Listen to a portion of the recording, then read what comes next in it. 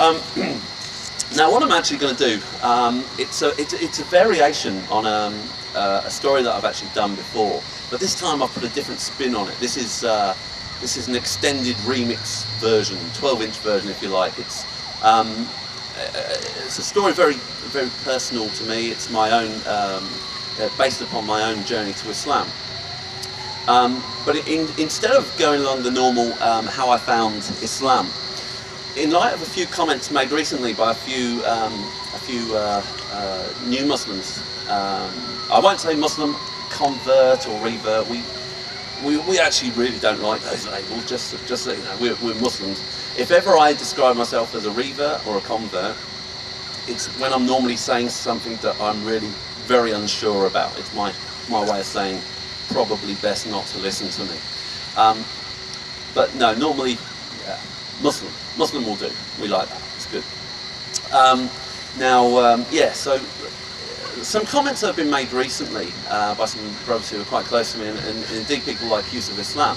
They've said some rather cutting things in regards to the behaviour of some Muslims today, and if they were to take that as their example, then they would probably remain in a state of ignorance. They would be still kafar.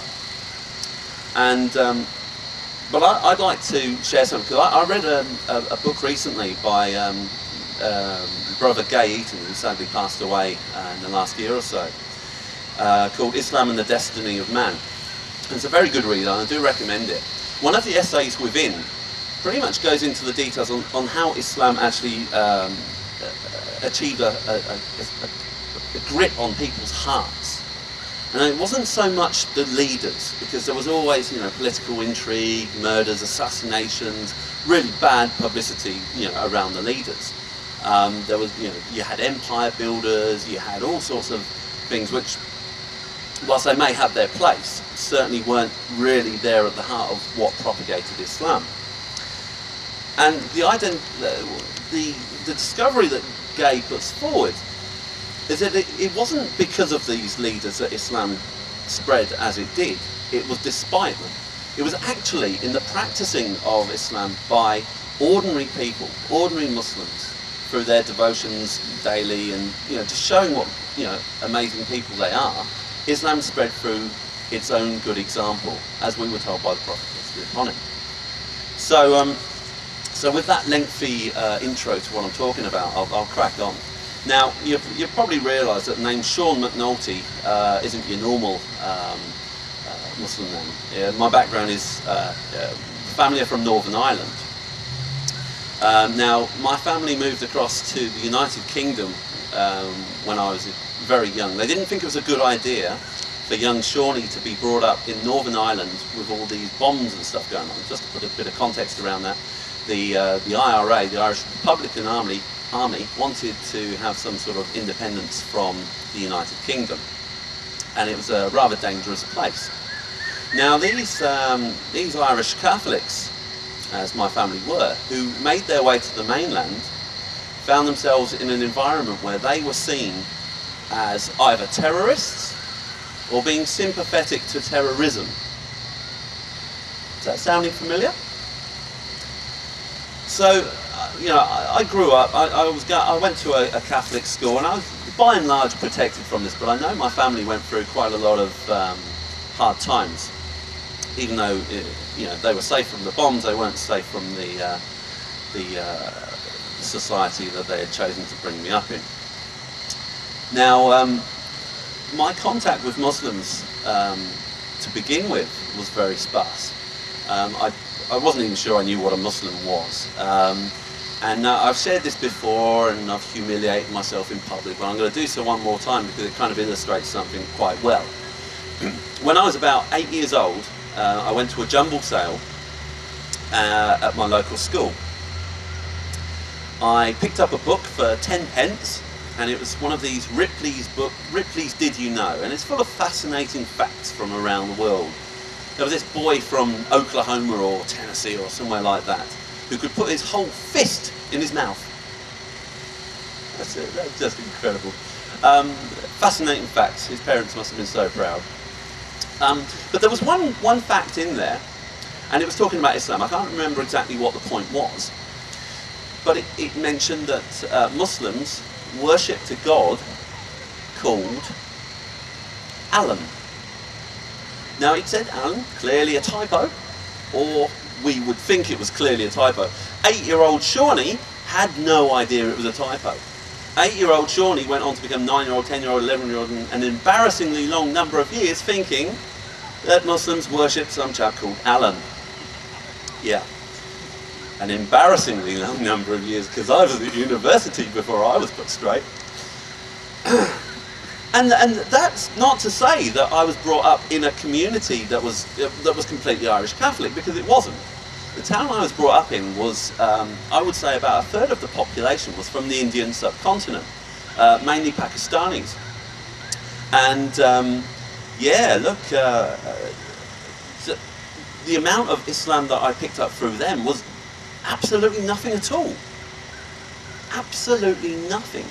And to illustrate this, my best friend was a kid called Tariq Mohammadi. I didn't know he was a Muslim. And to be fair, I don't think he knew either. But the point was that there was no real effort to bringing any sort of meaningful dawah to these people. Now, it was a particularly racist and unpleasant environment, you know, and I'm sure myself and my family played some part in that as well. But, you know, as Muslims, this moral high ground thing is really important. So, yeah. So probably my next real exposure to Muslims was actually when I went over to Israel, to Palestine. I did something called a kibbutz. Now, for those of you who don't know what a kibbutz is kind of like a commune in the middle of nowhere. It's kind of like Yehudi hippies, if you like, and they've kind of distanced themselves from the mainstream. And yeah, they just do their own thing. They grow enough food to survive, and that's pretty much their goal in life, to just survive. Now, what you get is a lot of European and North American backpackers and tourists and the like, who will actually go to these kibbutz and work there. Now, you can stay as long as you like. They give you all your food, all your accommodation, everything you could possibly need. And in return, you do a 6-day week. And you work like an absolute demon. You work 12-hour days. But it was a really nice environment. And it was nice because we actually had all of the Palestinian kids would come onto the kibbutz, and they would play with the Jewish kids. And the adults would come on, and you could see them all sat around the pool or sat around the balconies in the evening, just chatting. These just ordinary folks, just chatting, just getting on, and you know, there's no politics, there was nothing going on. Look, to be fair, this was in the days of Yitzhak Rabin, probably, I'd say, 93. I took time out from university in 93. And I have to say, it was an incredible atmosphere. I'll tell you what I did. I worked in the almond orchards. Now, the way you crop almonds is you wrap a blanket around the bottom of the almond tree. A tractor will come along and will shake the tree. The nuts fall on the blanket gets pulled up onto a conveyor belt, and the nuts go away. And then you move on to the next tree. Now, the nice thing about this job was that every 10, 12 trees or so, a chameleon would fall out of the tree. Now, for those who don't know, subhanAllah, chameleons are just incredible. I love chameleons. Chameleons will change colour to suit the background that they are against. So if you put them on green grass, they would turn green. If you put them against, a brown tree bark, they would turn brown, and so on and so forth. They weren't fond of blue. They weren't fond of blue, and they got really confused when you put them on a mirror. They just got bad-tempered and walked off. It was fun. So we used to play with them, but they had a more important role for us volunteers on the kibbutz, because our accommodation was completely separate to everyone else. So we used to suffer dreadfully from mosquitoes in these concrete prefab huts, which, unless you left the windows open, became like an oven. So the chameleons were not only fun to play with, but really useful around the accommodation. Now, I remember this one time, I caught a rather large one, and I was walking back. I put it in my shirt pocket, and we were walking back. walked down the bottom of the hill, and there's this big group of Palestinian kids outside the accommodation where they normally hung out. And there were probably about 12, 13, 14 of them, and they were aged, I'd say, between 8 and 10 years old. Nice kids, we knew them reasonably well, and they said hi, I said hi. And one of them says, "Hey, is that a chameleon you've got in your shirt?" I said, "Yeah." He goes, "Oh, do you want to see something really cool?" I said, "Yeah, sure, why not?" He goes, "Watch this." He took the cigarette that he was smoking out of his mouth. He goes, "Watch this." He stuck the cigarette in the mouth of the chameleon, like that.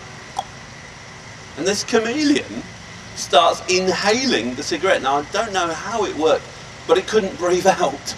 And so you can actually see the cigarette turning to ash. It goes, and then, all of a sudden, the chameleon popped. And this big jet of smoke came out of it.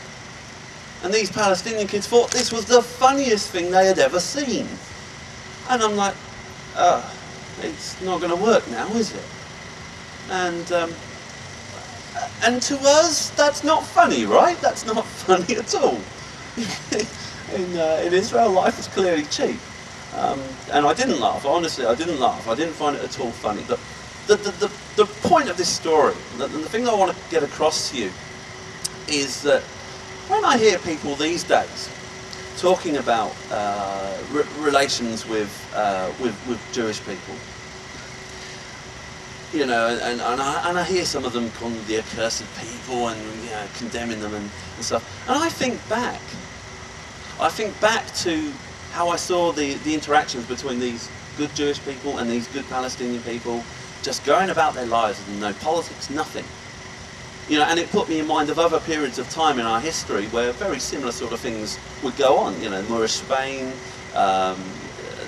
Yeah, we can all think of classic examples. It's only in this day and age, you know, that we have an issue, and it's clearly Zionism as opposed to Judaism. That gets blurred. But I suppose, sorry, I'll move on from there because I've probably dallied around that point a little bit too much.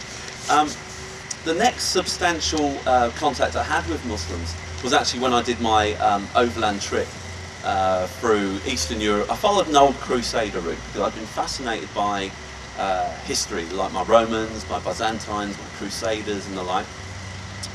And yeah, so I followed this track down through Eastern Europe and into Istanbul. Now I remember visiting Hagia Sophia and the Blue Mosque. As Brother Ben mentioned last week, these buildings, or certainly the Blue Mosque, was built by Mimar Sinan, and they are absolutely awe-inspiring. Phenomenally beautiful buildings, and, you know, testament to wide range certainly, but just absolutely stunning. But I didn't feel anything. Oh, this is before I was Muslim. Okay, I saw beautiful buildings, bit of history. It was nice. But I moved on. I didn't feel anything. But it's a different story when I got to Damascus. And to this day I still have trouble understanding it myself. But I remember, for those of you who know Damascus, you'll know where I'm talking about. But for those who don't, I actually went along a bazaar called Al-Hamadiyah. And it's like a long ancient road that at the end of it there's the Umayyad Mosque.